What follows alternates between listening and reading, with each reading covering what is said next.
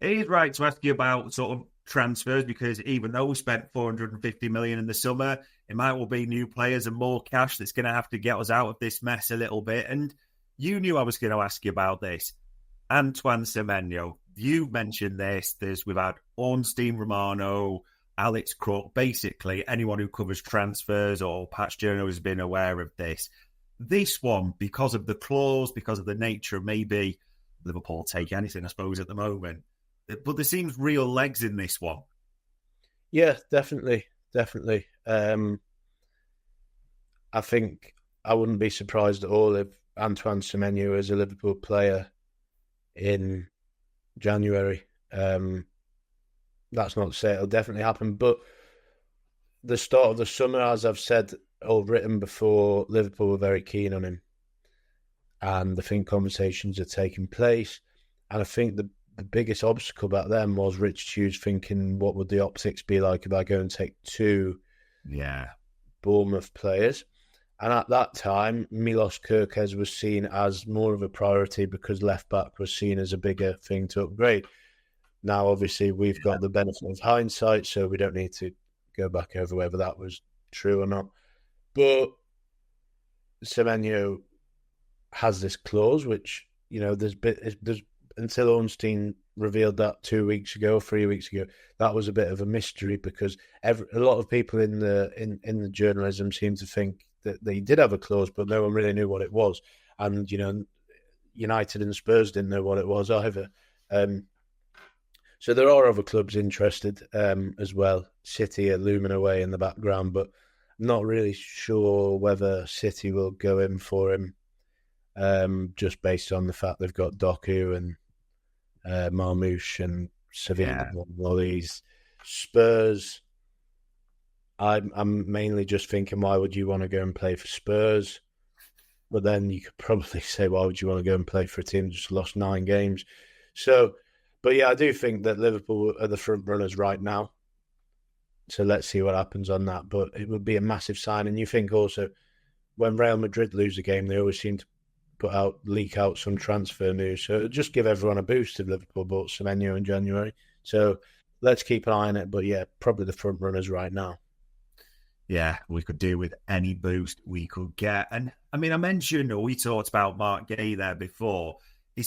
What we need, it seems, a lot in terms of people will say progressive players, but it seems we're short of a centre back. But all the talk seems to be from David Ornstein that, it's been unlikely. Paul Joyce has said that he doesn't expect Liverpool to go back in for January. Is there any chance of, if not Guehi, another centre half even in January, do you think?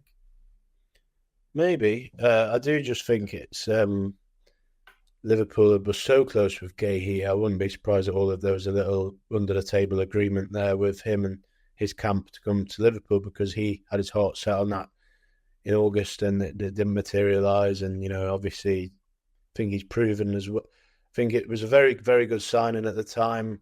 I think he's proven since just what a good professional he is, the way he goes back down at Palace and, they're doing quite well. I think they're in the top 5 or 6 of the table. So, he's proven again that he's one of the best defenders in the Premier League. So whatever happens with Konate's future, I think that he would still be a good signing. I'm not sure about other defenders right now, but obviously they looked at quite a few in the summer. But I suppose they've already done their young one with Leone. But a lot depends on Konate's future. Maybe they'll know a bit more about that in the next few weeks. Because, as of 5 weeks from now, he is free to go and sign a pre-contract with anyone. Yeah. Which we've probably got to turn to because it's been the hot story. And I know you'll be making calls and doing bits this morning since David Ornstein's deal sheet dropped. There's almost, in a way, as I'm saying this, if they watched him recently, it shouldn't really be a surprise. But people felt it was a done deal. But Real Madrid will apparently not be making a move for Konate. And David Ornstein also mentions that, Liverpool have got that contract offer. They're trying to sort it. I mean, is that what you're hearing? Is that, but there could also be other clubs it's been mentioned, like PSG, Bayern. It's still not quite clear cut, is it? No, I mean, his future still is in the balance, I think it's fair to say. So the PSG, Real Madrid thing that David's reported this morning is interesting. So, I mean, you know, if you're Real Madrid, if you're a scout, you're not watching the last 10 Konate performances and thinking, do you know what? He's a Real Madrid player, isn't he? So it's not a huge surprise. I spoke to a guy in Madrid and he basically said, yeah, they're quite happy with Hoyson and Eder Militao, so they don't want Konate. So that's good for Liverpool in the terms of getting him to stay. But yeah, it's not done and dusted yet, and there's still no agreement between Konate and the club. Is it? This is going to sound harsh in a way, but I can't think of another way of asking it. If he does get the renewal, it's not the celebration probably it was a good 6 months ago, realistically, I think, for a lot of Liverpool fans. I'm not saying it's a negative, but probably not what it was. No, it's not really, is it? But I don't know. You have to think over the last 2 years. You have to give him the benefit of the doubt that he was really, really good last season. And I think if the way scouts operate is that they don't just watch 10 games; they'll watch 50. So over those 50, I'd say 40 of them have been good, and 10 of them have been horrific.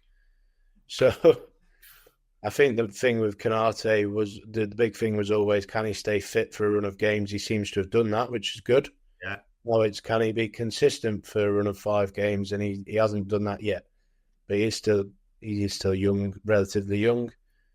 So he's one of these players that, you know, if everyone around him's playing well, he's playing well. Or he tends to up his game as well. So if Liverpool can turn it round, which I do think they will, by the way, sooner rather than later, we'll see how his performances improve. But I would 100% be dropping him and putting Joe Gomez in the team. I think I'd do the same. I don't think you can really justify starting Konate with form, and especially after that showing and that massive mistake on Wednesday as well. I mean, even if Joe Gomez comes in, as many people want, West Ham away Sunday, like you said, Nuno and West Ham fans, they'll be licking their lips. They'll think we're favourites for this, won't they? Yeah, I mean, yeah, definitely. And that's what we said a while back. Like, every team that plays Liverpool now will be smelling blood and thinking this is the time to play them. Just like I said about the United thing back in the day, where every team was suddenly getting the first win over United for 20 years. You know, West Ham had that terrible start to the season, but their last 3 games has been win-win draw. They were 2-0 up in that draw against Bournemouth, who are a good team. So they don't mug West Ham, by the way, and they've got some good players, Paquetá, Bowen, a few others. A few other not so good players. But, you know, at home, their fans will be smelling blood. I mean, the London Stadium's hardly the best stadium in the world for creating atmosphere, but I'm sure their fans will be well on side, and they seem to, I presume they're quite liking Nuno and what he's done there. As I said earlier, Nuno beat Liverpool last season with Forest. Yeah. I think he's a very solid manager in terms of, you know, those bottom half of the table teams and getting them punching above the weight. Look what he did with Forest, and before that Wolves. Yeah, he's quite bad at Spurs, but he's done a good job wherever he's gone, and he seems to have always got them big wins over the big teams. And Sunday he'll be fancying the same, and Liverpool just have to rock up there, and they have to settle, and they have to get the first goal, and they have to just, if they do go 1-0 down, just try to not let the heads drop. It's all the basics. I feel like I'm giving a Sunday league team a team talk, but that's what it feels like at the moment. They just have to remember how good they actually are, because Salah last season got 57 goal involvements. Now all of a sudden he looks bang average, I think it's fair to say, and the same for a lot of them. So they just need to just try and get a bit of confidence, because I do think once they get that one, if they win on Sunday, I'll fancy them to win the next 2 next week. But if they lose, I'll be like, oh well, Sunderland are a good team, and then you'll start to think Leeds, well, they're crap, but Ellen Road's a tough place to go. So it's all these things. I mean, it's going to be interesting. I'll be at West Ham, but it'll be interesting to see what happens. Yeah, I was going to say, you've got a little trip to the big smoke, haven't you? You'll be on commentary. So people will get your dulcet tones for that. And I suppose one final one way I've got you. Anything you can tease out for us? Because I know, like, last week you were writing about Salah AFCON, other developments, anything that might be dropping in the near future?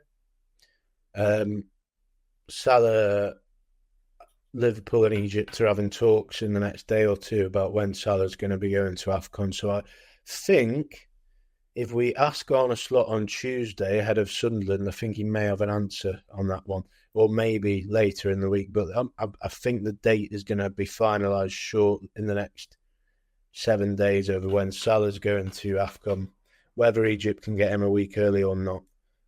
So the big question mark is the Brighton game on the 13th of December.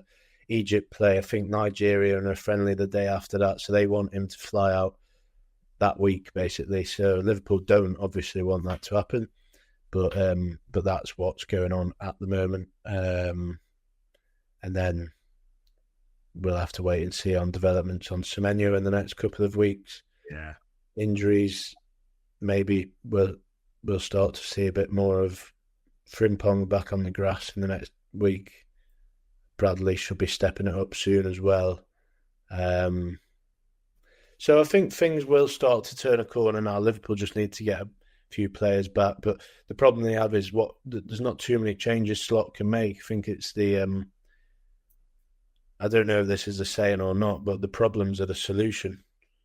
Yeah. So just has to keep battling through it and see what happens. It will be fascinating to see, and ultimately it'll be fascinating to see what happens with Arne Slot. Well, there we go, people. A lot to be worried about. We'll have to see what happens in this next week or so, starting with West Ham on Sunday. All it leaves me to say is, for making a bit of time before the trip down to London, Mr. Steele, it is much appreciated. Pleasure, as always. And ladies and gents, that was another Media Matters for Anfield Index.